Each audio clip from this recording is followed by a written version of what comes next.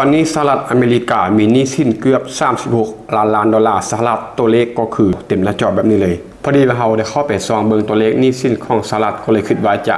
นำเอามาประกอบกับข้อมูลที่น่าสนใจแล้วก็จะเอามาเล่าสู่ฟังอันนี้ก็คือเว็บไซต์ที่ระบุหนี้สินของสหรัฐแบบเรียลไทม์หรือว่าอัปเดตทุกๆวินาทีตลอด24ชั่วโมงสังเกตได้ว่าหนี้สินของสหรัฐนั้นเพิ่มขึ้นทุกๆวินาทีประมาณ 2-3 วินาทีต่อ100,000 ดอลลาร์สหรัฐและกำลังจะไปถึง36ล้านดอลลาร์สหรัฐถ้าเฉลี่ยใส่ประชากรทั้งหมดของสหรัฐก็คือจะตกอยู่ที่ประมาณ 16,000 กว่าดอลลาร์สหรัฐต่อคนและก็อาจจะมีบางคนที่อยากรู้ว่าสถานการณ์ของเราได้เป็นจังได๋ตอนนี้หนี้สินของประเทศลาวอยู่ที่ประมาณ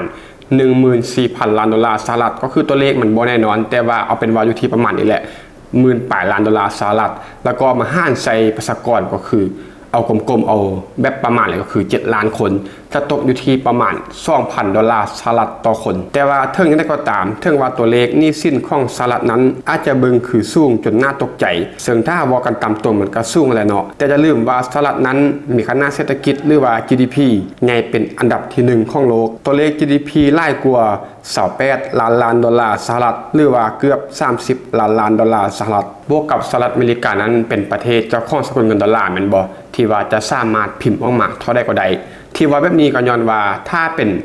ทุกประเทศทั่วโลกรวมถึงสป.ลาวการที่จะพิมพ์เงินออกมานั้นก็ต้องมีเหตุผลหรือว่าปัจจัยรับรองเช่นว่ามีคำรับรองเอาไว้เนาะเพื่อว่าบ่ให้เงินมันเฟ้อแต่ว่าสหรัฐนั้นแทบจะบ่ต้องใช้คำเพื่อเป็นตัวค้ำประกันของค่าเงินเลยซะด้วยซ้ำเนื่องจากว่าเงินดอลลาร์นั้นมันมีค่าแล้วก็มีดีมานด์ในตัวอยู่แล้วก็คือ1เลยเอาง่ายๆเนาะเอาสั้นๆเลยก็คือการซื้อขายทองคำโลกหรือว่าน้ำมันหรือว่าการค้าทั่วโลกนี่ใช้เงินอย่างแน่นอนว่าเป็นสกุลเงินดอลลาร์สหรัฐแม่นบ่นี่แหละก็คือดีมานด์ที่ว่ามันมีสูงอยู่แล้ว